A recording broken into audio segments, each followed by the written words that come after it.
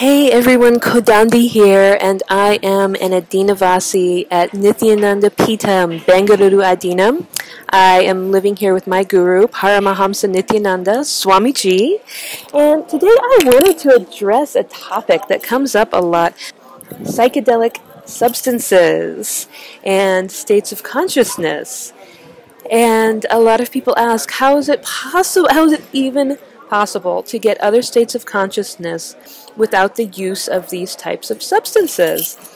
And, well, I think if you're watching this video, you came to the right place, because India, and yoga in particular, has a very, very rich tradition of altered states of consciousness and a very rich understanding of other states of consciousness without using any of these substances that we are familiar with today in today's modern world. And so I want to start off by saying, first of all, thank you for watching this. If this is something you genuinely have questions about and are concerned about, I hope I do the topic justice. I will say, however, that it is not necessary to use them if you are looking to have spiritual experiences specifically. Okay, so here's my story.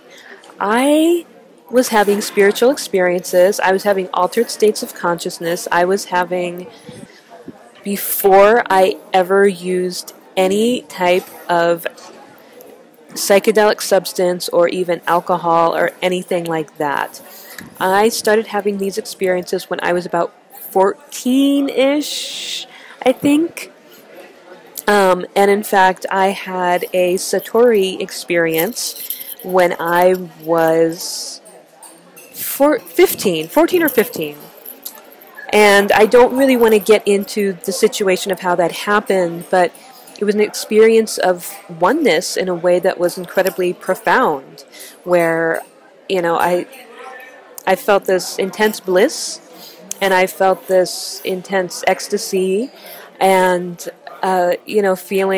starting to feel a sense of oneness with the people that I was with, starting to feel a sense of oneness with other people that were not present, and then, expanding into a sense of oneness with people past, present, and future, expanding sense of oneness not only with people but with other living beings, expands, an expanding sense of oneness with, trees and plants, and kind of going like this expanding sense of ecstatic, blissful oneness and unity.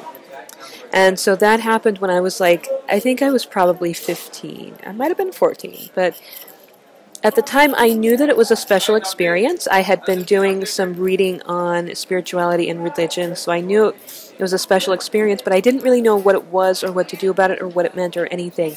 And I didn't for years. And I didn't really appreciate it for years either. But also, that happened without any substance use at all. I was not taking any kind of psychedelic.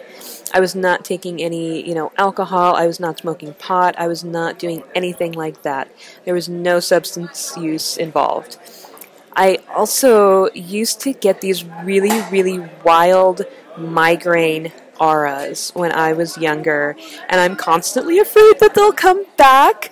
But I used to have these really intense visionary experiences and out-of-body experiences and things like that with these migraines. And I had a couple of really good trips just from these kind of intense migraine auras that I was having when I was younger. And so that as well, where my consciousness was altered because of, whatever brain dysfunction that causes people to have migraines. No substances involved, just my own, brain chemistry, brain neuroelectric, whatever, I don't know. So yeah, again, these kinds of experiences happening spontaneously. I wasn't even trying. I mean, at that time, I was doing meditation and yoga. So yeah, I had all of these experiences before I ever used psychedelics. And so I'm introduced to psychedelics by people that are into the spirituality of psychedelics and the good stuff, and you do the thing and all this stuff. And I'm doing this stuff with them, and they are, sharing experiences that they feel are profoundly spiritual, and I'm sharing my experiences, which is not dissimilar, but having had, these other spiritual experiences previously, I recognize that, using these psychedelics, it was just pale in comparison to my previous experiences without psychedelics, honestly.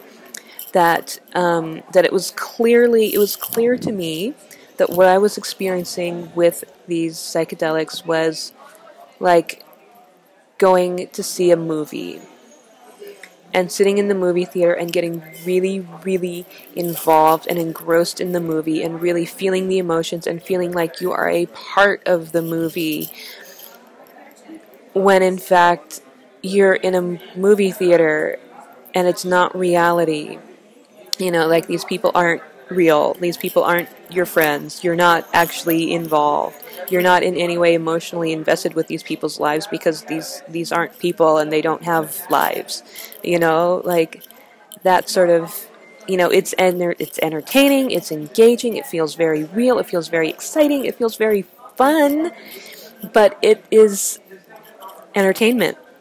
And when the movie's over, and you go back to your life. And, maybe you kind of feel excited because you join the fan blog about the movie that you love, and, but you go back to your life, essentially, and maybe then again, next week you go and you see whatever the other new movie is. Like that.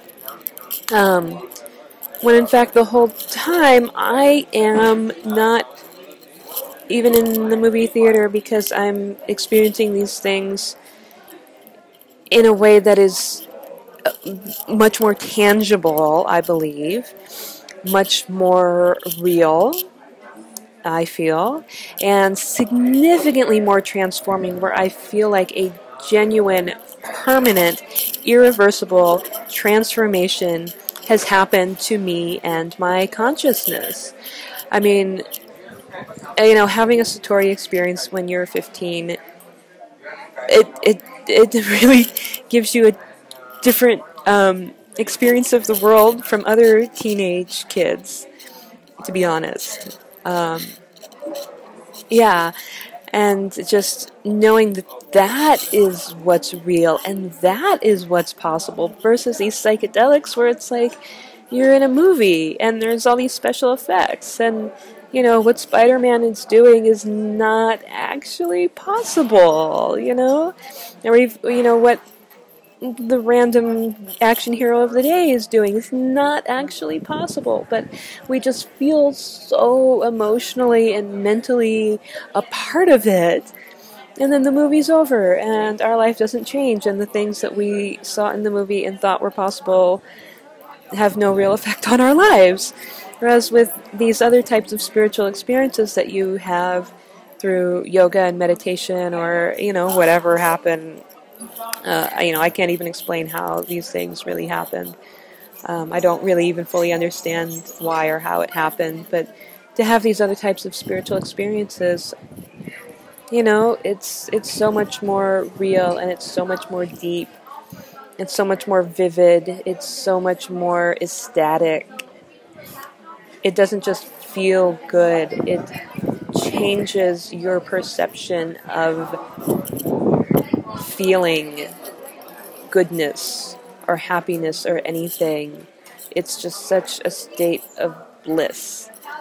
People use bliss a little bit too easily. This is such a pure bliss. So, yeah, all of these states of consciousness, these blissful states of consciousness are entirely possible without the use of psychedelics. And now that I am in India, I am seeing the possibility of these states of consciousness through traditions of yoga and Hinduism, and how available they are to everyone's and today, and they are still relevant, and they work. They work. I will link this to my video about my Kailash experiences, where we put some herbs in our mouth, some, really ordinary herbs, but a particular combination, and sat and did this, breathing exercise, and, had these amazing visions of other dimensions. No psychedelics needed. Yeah. So, think about it. Think about it. Do you want to go to the movies? Or do you want to come hang out with, what's happening in reality? So, okay. Nityanandam, everyone.